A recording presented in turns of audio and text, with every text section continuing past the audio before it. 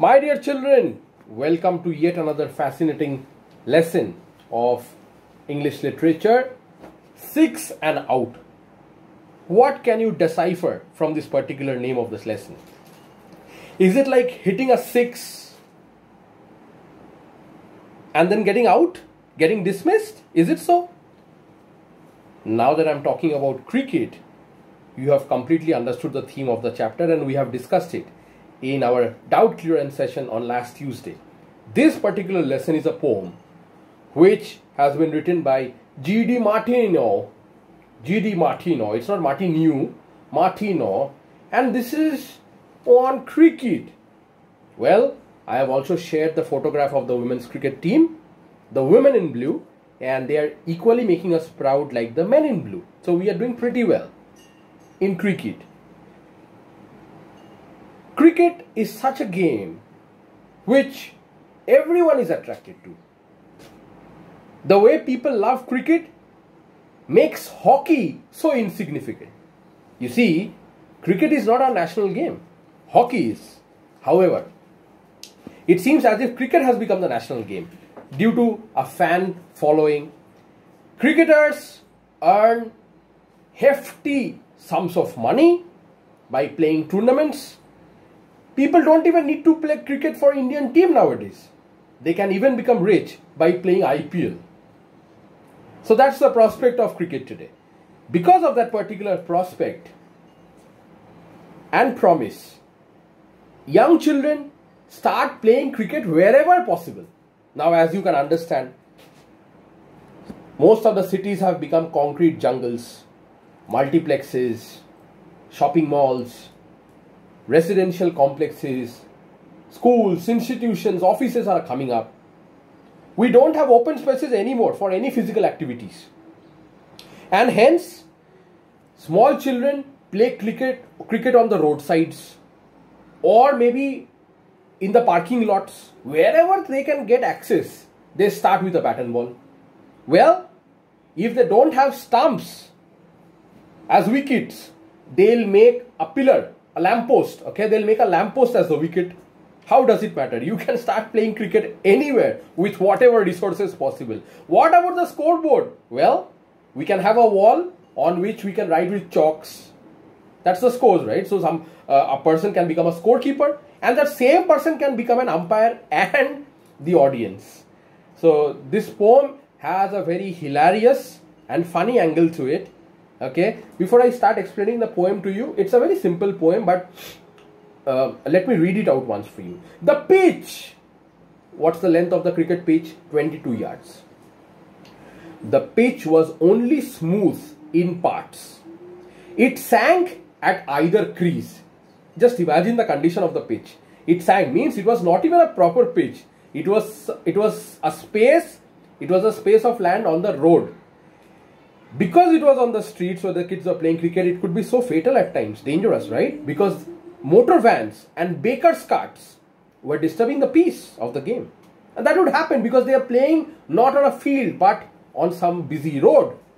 The bowlers found it hard to hit the lampost's slender stem. Okay, so how can you hit it? See, when you have 3 wickets, then only you can bowl at the stumps, right? And get the batsman clean bowled. But when you don't have any such reference of a stump or a wicket, only one lamppost, it gets so difficult to hit that one slender stem, isn't it?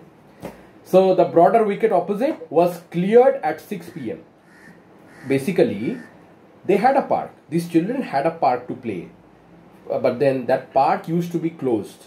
The gates of the park used to close at 6 p.m. sharp. But these people had never stopped playing, because they had an immense passion for the game.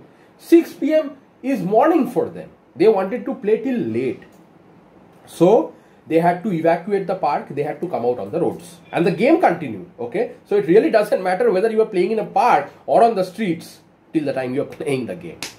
It was a keen, determined school. Unorthodox and free. Okay. This school didn't follow any conventional standards. This school had its own standards. So, for example, there is a book, which contains the laws of cricket. The name of that book is the Wisden, Wisden. Okay, it has got all the rules laid down, just like we have all the rules, fundamental rights and duties laid down in the Constitution of India. MCC, Marylebone Cricket Club. Okay, back then this used to be a legend. It used to be a legend of an institution in itself. MCC used to regulate the norms and regulations of cricketing back then when this poem was written. So it means to say that these kids are so unorthodox and unconventional and deviated from the standard that they had their own rules. Okay, sometimes we do play book cricket and all that, right? But is that real cricket? No. But then that's okay until the time you're playing it. So these rules do not follow the conventional rules of the MCC. The scorer seated by the well, there was a well, and on the wall of that well they used to write the scores. So the scorer was the commentator who used to do the commentary. Well, it's a boundary on the offside, what a shot. And that same person was the umpire, the crowd, everything. So he was multitasking, one person doing everything. And the poet was standing there. He was amused by the scene because it's a cricket match after all. Who doesn't wish to watch a cricket match on a lazy afternoon? The moment he was basking in the glory of watching a match, there was a sound, crack, and everything else was history. The match stopped. There was the loud voice of an angry man. So you must have understood, since they were playing it on a road where there are a lot of houses which have glass doors and windows, somebody must have hit a helicopter shot and the glass of the window must have broken. And that's the reason the poem ends in that particular way. I watched the players as they ran and heard while yet they fled the loud voice of an angry man, the law's majestic tread. Okay, this is what happens to everyone, and this is why our childhood memories are so special. When you grow up, you won't have such memories, right? Some of the advertisements capture these kind of moments where you see people cracking windows and glass panes, right, by hitting the ball.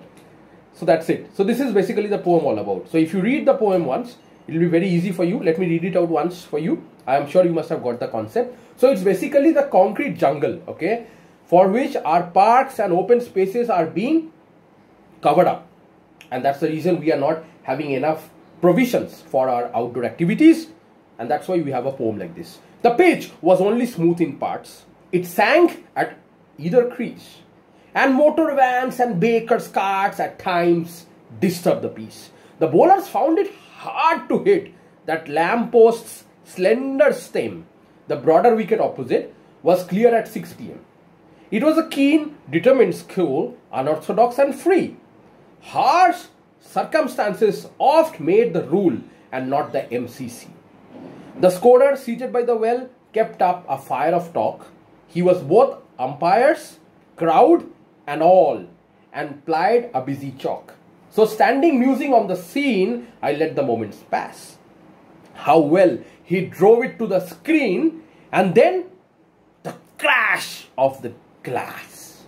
I watched the players as they ran and heard, while yet they fled, the loud voice of an angry man, the law's majestic tread. G.D. Martineau, my dear children, with that, we have completed yet another lesson of English literature. So with that, our fifth lesson is already over.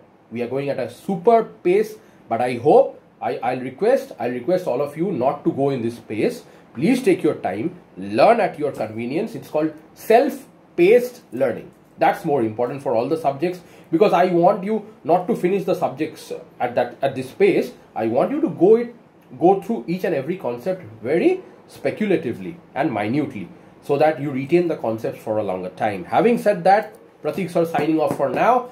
The notes and question answers will be up and sent to you very soon. And on this particular Tuesday, we are going to discuss this poem one. So please prepare yourself accordingly. All the best.